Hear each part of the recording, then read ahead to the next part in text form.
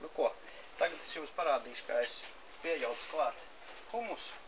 Nesijāts biohumus, ja? Es lieku pārstrādāts komposts, tiešāk sakot, no govs labiem govs kūtas mēsliem. Ja? Tātad viņš pārstrādājies ir šitāds te paliek kā māli. Nu, tad mēs pieberam šeit klāt.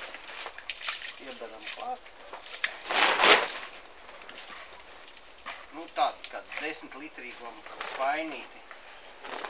Ja? Tādu apjomu.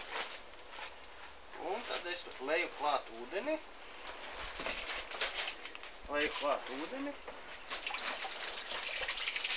Nu, un pēc tam vienkārši šķaidam. Un tad es to koncentrātu ieleju kannā, tad uzkāpju augšā uz mucu, ieleju lielajā mucā, un tad ar pašteci viņš smukies ar šļauku viss izēju un aplaist. Jauki.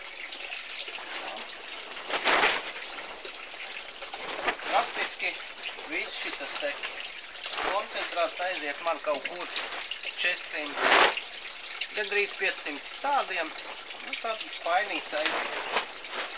Viņu izšķaidu. Un katrā laistīšanas reizē praktiski. Ik pēc 3 dienām normāli.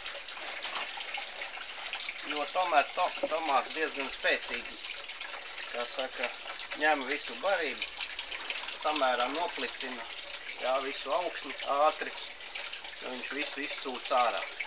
Es jums parādīšu vēl arī kādu citu tomāti. Jūs redzējāt šitos te saucamos kristālus. Vēl parādīšu tos saucamos rozā.